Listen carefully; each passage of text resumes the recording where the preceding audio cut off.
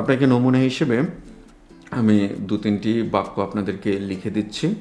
আমি এটা একটু স্পিডে টেনে যাব, তা নাহলে একটু সময় লাগবে। যেমন 1 নম্বর যে বাক্যটি আছে এভাবে লিখেন, যেটা বাংলাদেশ সম্পর্কে বলা হয়েছে, বাংলাদেশ একটি স্বাধীন দেশ, একটি স্বাধীন দেশ। এই 1 নম্বরটা লিখলেন, পরের নম্বরটা অবভিয়াসলি এটা কালকালিক পরে দিতে হবে। বাংলাদেশের জন্ম 1971 সালে। 71 সালে। এরপরে 3 নম্বর লিখুন, বাংলাদেশের জাতীয় ফুল, বাংলাদেশের জাতীয় ফুল সাদা। এরপর একটা ইংরেজিতে লিখুন, Bangladesh is a south Asian country.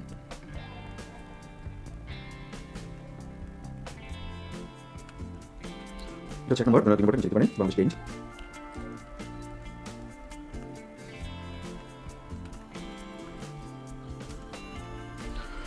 আচ্ছা, এখন এইখানে মনে রাখতে হবে আপনাদেরকে, মোট 3টা, 2টা, 5টা অবশ্যই কালো কালির কলম দিয়ে লিখতে হবে আপনাকে। এবং লিখতে গিয়ে আপনারা এই যে বর্ডার ক্রস করবেন না, আউট জায়গায় যাবেন না।